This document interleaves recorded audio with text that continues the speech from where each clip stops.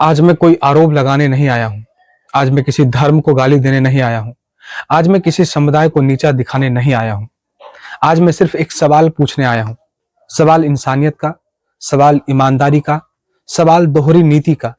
आज पूरी दुनिया गजा के बच्चों की तस्वीर देख रही है, रोते हुए, खून से सने हुए, मलबे के नीचे दबे हुए। इन तस्वीरों को देखकर अगर किसी का दिल नहीं पसीजता तो वह इंसान नहीं हो सकता, चाहे वह हिंदू हो, मुसलमान हो, सिख हो या ईसाई। लेकिन सवाल यह नहीं है कि गजा के बच्चों पर रोना सही है या गलत। सवाल यही है, क्या हमारी इंसानियत हर जगह एक जैसी है? क्योंकि इंसानियत अगर सच्ची होती है तो वह सीमा, मजहब और पहचान देखकर नहीं बदलती। आज भारत के कई मुसलमान गजा के बच्चों को लेकर चिंता व्यक्त करते हैं, प्रदर्शन होते हैं, पोस्टर बनते हैं, नारे लगते हैं। मैं यह नहीं कहता कि यह गलत है, लेकिन यह जरूर पूछता हूं कि जब हमास नाम का आतंकवादी संगठन खुद गजा के बच्चों को ढाल बना रहा था, तब ये सवाल क्यों नहीं उठे? जब स्कूलों में हथियार छुपाए गए, जब अस्पतालों के नीचे सुरंगें बनाई गई, जब बच्चों के कंधों पर बंदूक रखी गई, तब आवाज क्यों नहीं उठी भाई? अगर सच में बच्चों की चिंता थी तो उस वक्त क्यों नहीं कहा गया कि हमास बच्चों को युद्ध से दूर रखे? यहीं से शक पैदा होता है, यहीं से लोगों को लगता है कि दर्द कहीं ना कहीं चुनिंदा है। अब मैं एक सवाल और पूछता हूं, जब बांग्लादेश में हिंदुओं को जिंदा जलाया जाता है तो वही इंसानियत क्यों खामोश हो जाती है? बांग्लादेश में मंदिर तोड़े जाते हैं, घर लूटे जाते हैं, महिलाओं को निशाना बनाया जाता है, लोग पलायन करने को मजबूर होते हैं, लेकिन उस वक्त ना बड़े प्रदर्शन दिखते हैं, ना सोशल मीडिया पर तूफान आता है, ना मानवाधिकार की चीख सुनाई देती है। तब अचानक इंसानियत की आवाज धीमी क्यों हो जाती है? यही वो बिंदु है जहां आम भारतीय सवाल करता है, क्या हमारी संवेदना मजहब देखकर तय होती है? और यही सवाल भारत के मुसलमानों को भी सोचना चाहिए, क्योंकि यह दोहरी नीति किसी और को नहीं, सबसे ज्यादा भारत के मुसलमान को नुकसान पहुंचाती है। जब आप गजा पर बोलते हैं लेकिन बांग्लादेश पर चुप रहते हैं, तो लोग यह नहीं कहते हैं कि आप इंसानियत के पक्ष में हैं, लोग कहते हैं कि आप चयन कर रहे हैं, और यही चयन आपको बाकी समाज से अलग कर देता है।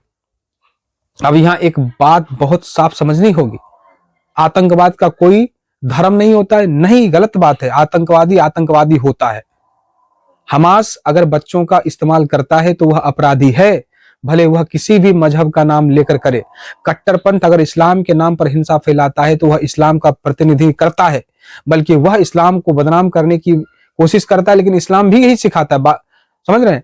आज जरूरत है इस बात की कि भारत का मुसलमान सबसे पहले यह कहे कि हम आतंकवाद के साथ नहीं है। नहीं तो लोग बोलेंगे कि आतंकवाद उससे सीखता है, हम कट्टरता के साथ नहीं है।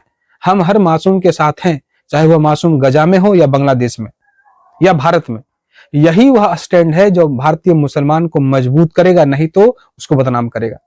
यही वह रास्ता है जो समाज को जोड़ेगा। और अगर यह नहीं हुआ तो याद रखिए, दोहरी नीति कभी सम्मान नहीं दिलाती है, चयनित इंसानियत कभी भरोसा नहीं पाता है। समझ रहे इस बात को? मुसलमानों को अगर बदनामी से बचना है तो अगर मुसलमान ये करेगा तो पता चल जाएगा। हमें उस सच्चाई पर बात करनी होगी जिसे अक्सर लोग बचते हैं। आज गजा की चर्चा होती है तो सारी जिम्मेदारी एक तरफ डाल दी जाती है, लेकिन सच्चाई इतनी सीधी नहीं है। गजा केवल एक पीड़ित इलाका नहीं है, बल्कि वहां सत्ता में एक आतंकवादी संगठन भी है जिसका नाम है हमास। यह कोई आरोप नहीं है, यह अंतर्राष्ट्रीय सच है। हमास को संयुक्त राष्ट्र, यूरोपियन यूनियन, अमेरिका और कई देश आतंकवादी संगठन मानते हैं। अब सवाल यही है, हमास करता क्या है? हमास ने स्कूलों के अंदर हथियार रखे, अस्पतालों के नीचे सुरंगें बनाई, रिहायशी इलाकों से रॉकेट छोड़े, और सबसे गंभीर बात, हमास ने बच्चों को ढाल की तरह इस्तेमाल किया। जब कोई आतंकी संगठन जानबूझकर अपने हथियारों को बच्चों, महिलाओं और आम नागरिकों के बीच छुपाता है तो वह जानता है कि मरेंगे मासूम, और फिर उसी मौत को प्रचार बना करके दुनिया से सहानुभूति मांगी जाएगी।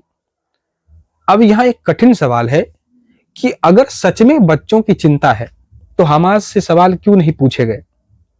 क्यों नहीं कहा गया बच्चों को युद्ध से बाहर रखो, स्कूलों को हथियारों से दूर रखो, अस्पतालों को सैन्य अड्डा मत बनाओ? यह सवाल भारत के मुसलमान भी पूछ सकते थे, पूछना चाहिए था, क्योंकि हमास का विरोध करना इस्लाम का विरोध नहीं होता है। बल्कि हमास का विरोध करना इस्लाम को आतंक से अलग करना होगा। लेकिन दुर्भाग्य यह रहा कि इस अंतर को जानबूझ करके धुंधला किया गया।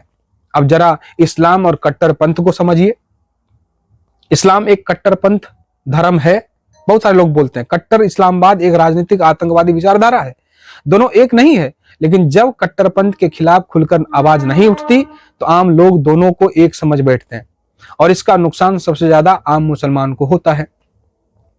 आज भारत का मुसलमान अगर यह खुलकर कहे कि हम हमास के साथ नहीं हैं, हम बच्चों को ढाल बनाने के खिलाफ हैं, हम आतंकवाद को इस्लाम से नहीं जोड़ते हैं, आतंकवाद से नहीं जोड़ते हैं, तो कोई ताकत उसे शक की नजर से नहीं देख पाएगी। लेकिन जब हमास पर चुप्पी रहती है और सिर्फ एक तरफ का दर्द दिखता है तो सवाल उठते हैं। अब इसी तुलना को बांग्लादेश से जोड़िए। बांग्लादेश में कट्टरपंथी हिंदुओं को निशाना बनाते हैं, मंदिर तोड़े जाते हैं, लोगों को जिंदा जलाया जाता है।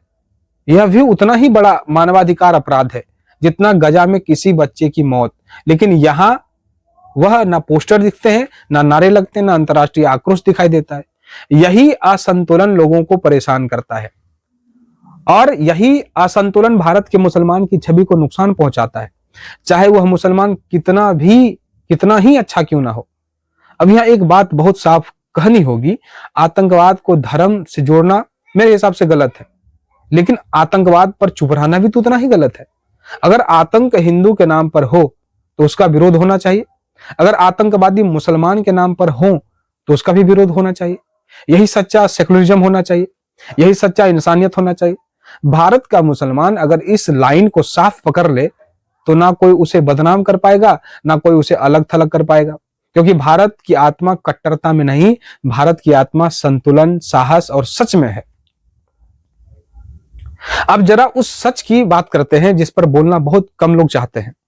जी हां साथियों, बांग्लादेश एक ऐसा देश जो कभी धार्मिक सहस अस्तित्व की मिसाल बन जाता था, माना भी जाता था, लेकिन आज वहां कट्टरपंथ की आग तेजी से फैल रही है।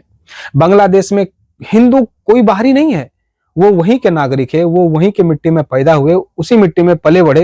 लेकिन आज हालात ये हैं कि मंदिरों पर हमले होते हैं, हिंदू घरों को निशाना बनाया जाता है, महिलाओं के साथ अत्याचार होते हैं, लोगों को जिंदा जलाने की तक की घटनाएं सामने अभी आपने देखा ही होगा। यह कोई अफवाह नहीं है, यह कोई एक घटना नहीं है, यह एक पैटर्न है।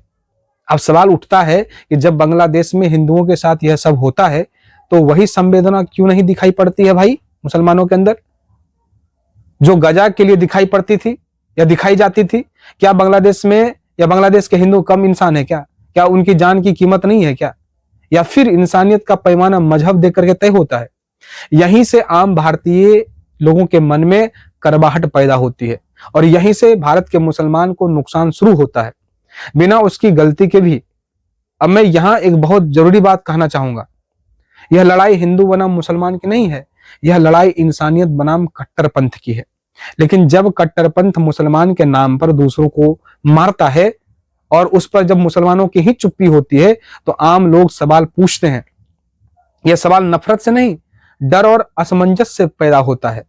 अब सोचिए, अगर भारत का मुसलमान खुल करके कहे कि हम बांग्लादेश में हिंदुओं पर हुए अत्याचार के खिलाफ हैं, हम हर मजहब के मासूम के साथ हैं, हम कट्टरपंथ को किसी भी रूप में स्वीकार नहीं करते हैं, तो क्या उसे कोई शक की नजर से देख पाएगा क्या?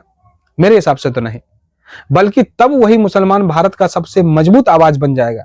लेकिन जब एक तरफ का दर्द जोर शोर से दिखाई देता है या दिखाया जाता है और दूसरी तरफ पूरी खामोशी रहती है, तो यह खामोशी संदेह को जन्म देती है। अब जरा एक और सच्चाई जानिए, समझिए, कट्टरपंथ को सबसे ज्यादा नुकसान खुद मुसलमानों को होता है। गजा में सबसे ज्यादा मरने वाले मुसलमान ही हैं, सीरिया में, अफगानिस्तान में, इराक में सबसे ज्यादा पीड़ित मुसलमान ही रहते हैं। लेकिन फिर भी अगर कट्टरपंथ का विरोध खुलकर नहीं किया जाता तो यह आग और फैलती है। अब बात आती है भारतीय मुसलमान की पहचान की। भारत का मुसलमान अरबी नहीं है, अरब का नहीं है। भारत का मुसलमान तुर्की का भी नहीं है। भारत का मुसलमान गजा या पाकिस्तान का नहीं है। भारत का मुसलमान भारतीय है, उसकी संस्कृति भारतीय है, उसकी मिट्टी भारतीय है, उसकी जिम्मेदारी भारतीय है। अगर वह दूर के संघर्षों पर ज्यादा भावुक हो और अपने आसपास की सच्चाइयों पर चुप रहेगा तो यह संतुलन बिगाड़ देता है और यही असंतुलन उसे अलग थलग करने का हथियार बन जाता है साथियों, चाहे वह चाहे या ना चाहे। अब समय आ गया है कि यह साफ कहा जाए, इंसानियत का मतलब सिर्फ रोना नहीं होता, इंसानियत का मतलब गलत के खिलाफ खड़ा होना भी होता है। अगर हमास गलत है तो कहना पड़ेगा कि हमास गलत है। अगर बांग्लादेश में हिंदुओं पर अत्याचार गलत है तो मुसलमानों को कहना पड़ेगा कि यह अपराध है। अगर कहीं भी धर्म के नाम पर हिंसा हो तो कहना पड़ेगा यह धर्म नहीं, यह दरिंदगी है। यही स्टैंड भारत के मुसलमानों को कमजोर नहीं बल्कि मजबूत बनाएगा। यही स्टैंड हिंदू मुसलमान के बीच दीवार नहीं पुल बनाएगा। साथियों, आप कमेंट करके जरूर बताइएगा आपके क्या विचार है। जय हिंद।